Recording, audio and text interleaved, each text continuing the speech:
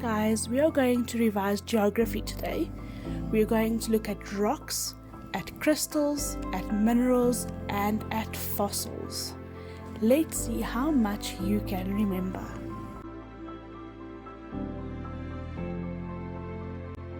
A world of rock. Rock is the main ingredient in planet Earth.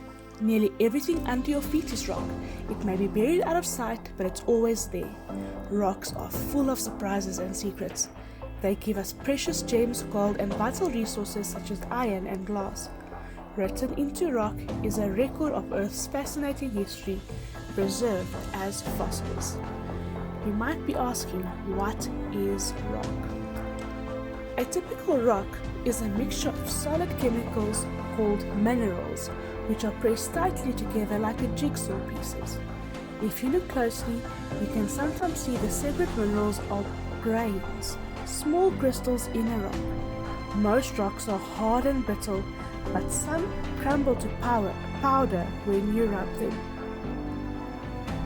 What is a mineral? Minerals are naturally occurring solids that are inorganic, not from living things, and usually made of crystals. Ice is a mineral because it fits this definition. So there are tiny, shiny grains in sand, which consists of mineral quartz. There are thousands of different minerals including diamond, gold, and salt. Most rocks are made of a limited range called the rock-forming minerals.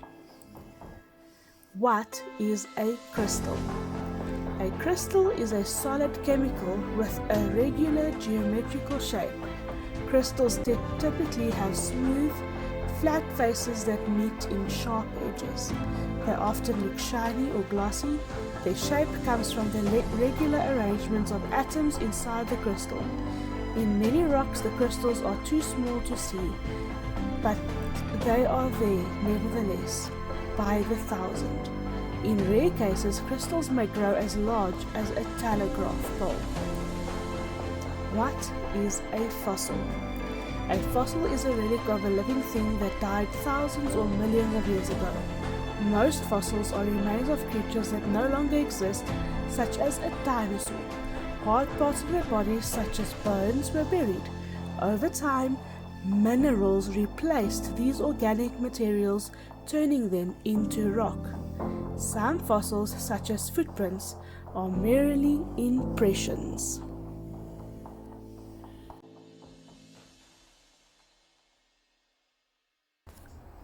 The rock cycle.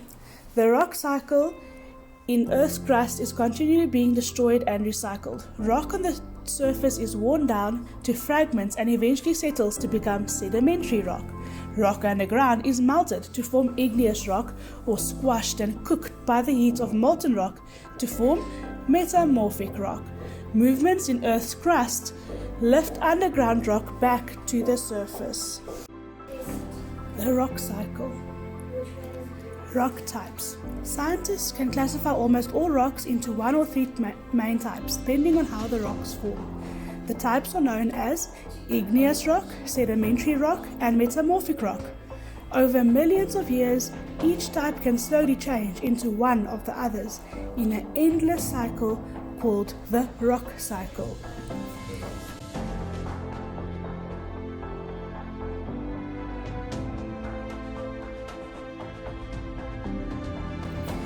Igneous rock. About 90% of the rock in Earth's crust is igneous. Igneous rocks comes from molten rock that cools and solidifies.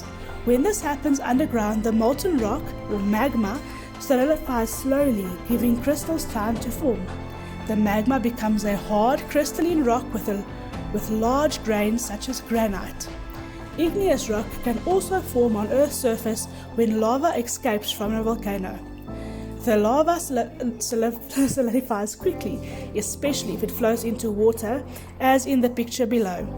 It forms rock with no or very tiny visible crystals, such as basalt. Sedimentary rock. Sand, mud, and even the remains of living organisms can all turn into rock. These sediments settle on the seafloor, building up in layers. Over time, deep layers are compressed by the weight of the sediments on top, and water seeping through the layers deposits minerals that glue the sediment particles together. As a result, the sediment becomes sedimentary rock. Limestone, shale, sandstone all form this way. The layers are sometimes visible as horizontal bands called strata.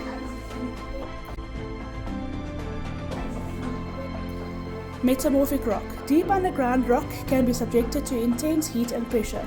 These forces, while not melting the rock outright, can cause minerals to recrystallize in new forms.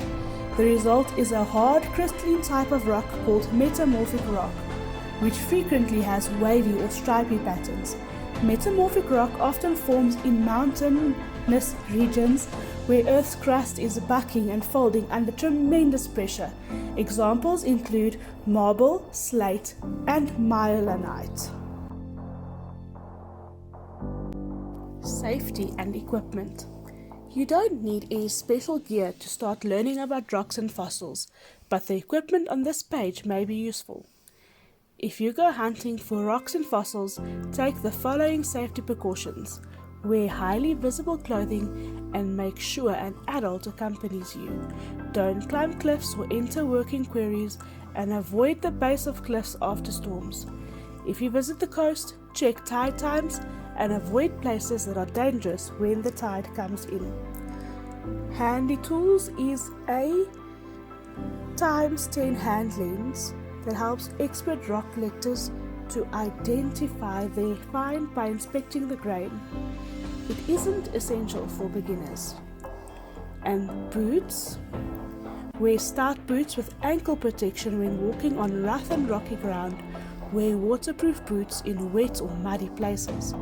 And then standard safety equipment. A hard hat is essential anywhere with a risk of rock falls, such as a quarry or a cliff base. Wear strong fabric gloves for handling rough or sharp material. If you stand near someone who's using a rock hammer, wear safety goggles. Hard hats, fabric gloves, and safety goggles can all be bought from do-it-yourself stores, DIY stores. Then a map and a compass is handy to find your site and can give you exact references for the location. It is very important to record the location of rock, fossil, and mineral finds for future reference. And then a rock hammer. A rock or geological hammer is very useful for splitting rocks or breaking fossils away from bedrock. Only adults should use them, and a carpenter's hammer should never be used instead because the metal head may splinter. Protective goggles should always be worn by the person using the rock hammer and by anyone nearby because rock splinters can fly off in any direction. And then a notepad and pen. When you find an interesting rock or fossil, write down the location with a notepad and pen. Do this when you make a find, not when you get home. Keep the note wrapped with the specimen so that it can be together, so when you find, if you look at the specimen, you can know exactly where to find somewhere. Who knows, maybe you found some diamonds or gold.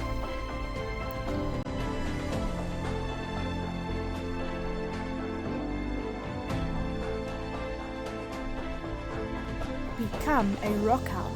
Hunting for rocks is enormous fun. Nothing beats the excitement of discovering rare minerals or shiny crystals with your own eyes. All that you really need to become a rock hound is a pair of sharp eyes and a bit of patience. It also helps if you plan your trips in advance. If you know where to look, your hunts will be much more fruitful.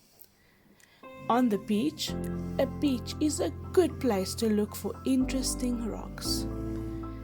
There are two different kinds of sites where interesting rocks are easy to find: outcrops and deposits.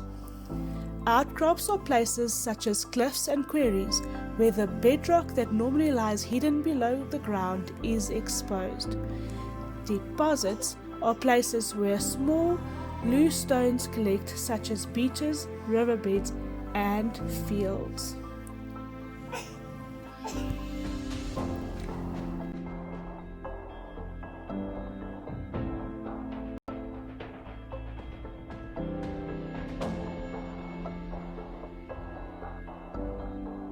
You don't have to go to the country to see rocks. Just take a stroll in town. When you know how to spot granite, sandstone, and limestone, you'll see them in buildings everywhere. Throughout history, people have used rocks to build with. Usually they made do with local rocks, but sometimes they looked further afield. Just look at these 3 magnificent structures. They tell a fascinating story. The pyramids. The pyramids in Egypt are made largely of fossils. They were built with a rock called nummulitic limestone, which formed 50 million years ago from the shells of small sea organisms. It took 30,000 men at least 20 years to build the biggest pyramid. It was the world's largest building for 4,000 years. Then, the Taj Mahal is a beautiful palace. An Indian emperor built the Taj Mahal as a tomb for his favorite wife. He used the most expensive rocks possible, including white marble and 28 types of precious stone. The marble is inlaid with sapphires and other precious stones. And then, the Empire State Building. Like many modern buildings, the Empire State Building in New York, USA is faced with limestone and granite. These rocks are attractive, easy to work with and to polish, yet strong enough to carry a great weight.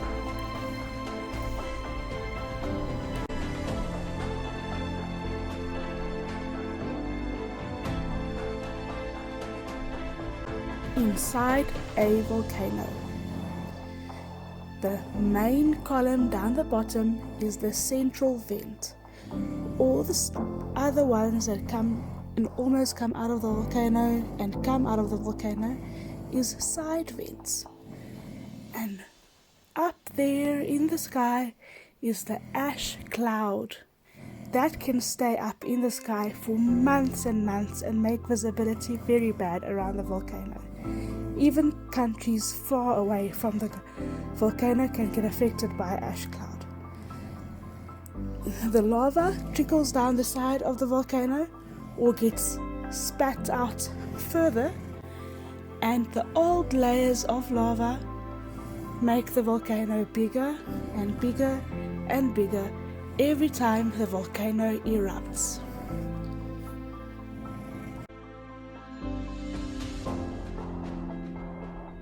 Crystal shapes.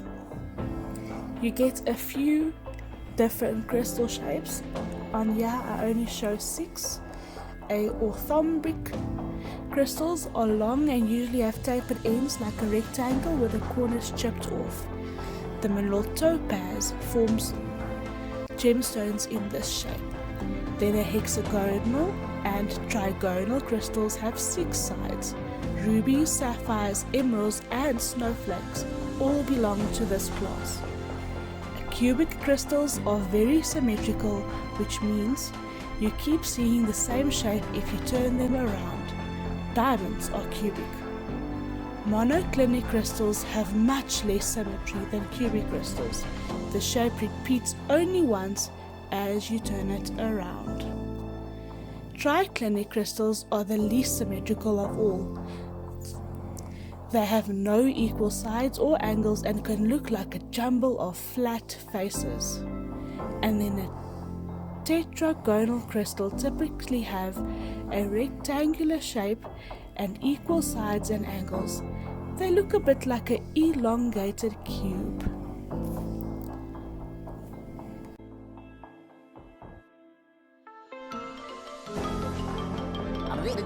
That's all, folks.